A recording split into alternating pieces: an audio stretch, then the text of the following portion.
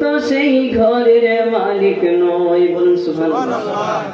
পরের জায়গা, পরের জমি। পৃথিবীতে আমার বাড়ি আছে, ঘর আছে, আপনার আছে, জায়গাটা আমার না। কার বলতে পারবেন? তো জবান খুলে বলুন, জায়গাটা কার? আল্লাহ।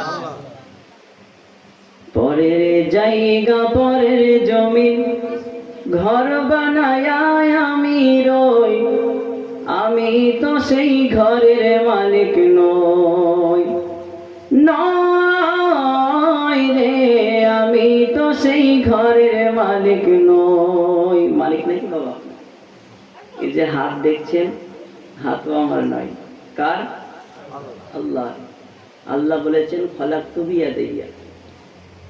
আদম আলাইহিস সালামকে যখন সৃষ্টি করতেছিলেন আল্লাহ রাব্বুল আলামিন, মাটি নিয়ে আসার ঘটনা তো অনেক লম্বা।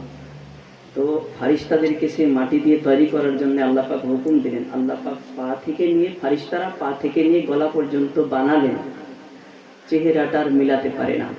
আল্লাহ বলেন আমার কুদরতি হাত দিয়ে আমি নিজে বানিয়েছি। বলুন সুবহানাল্লাহ।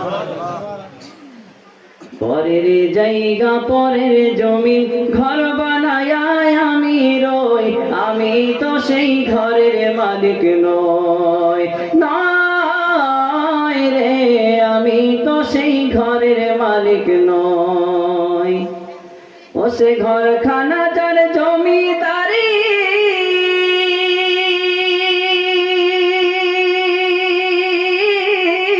আমি পাই না তাহার হুকুম জারি।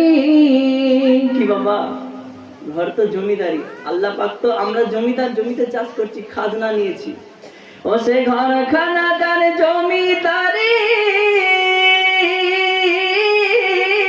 আমি পাই না তাহার হুকুম জারি। আমি পাই না জমিদারের দেখা, আমি পাই না জমিদারের দেখা, মনের দুঃখ কারে কই, আমি তো সেই ঘরের মালিক নই। আমার সঙ্গে একটু বললে ভালো হয় আপনাদের। আমি তো সেই ঘরের মালিক নই। নয় রে, আমি তো সেই ঘরের মালিক নই।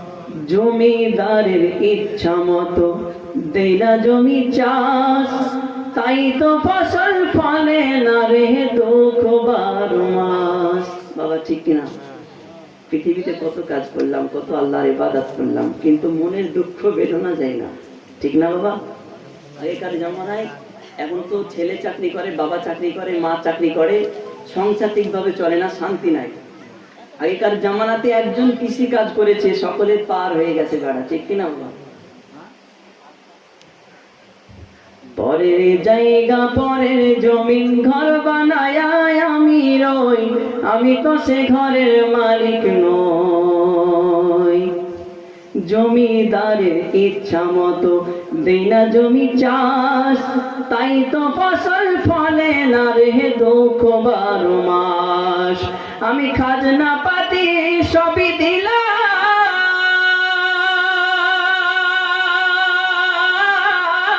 তবু জমিন আমার হয় যে নিলাম।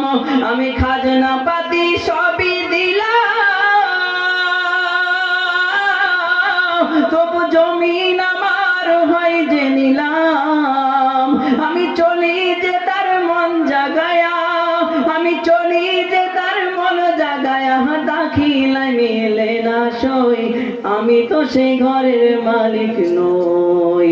নয় রে, আমি তো সেই ঘরের মালিক নই। আল্লাহ।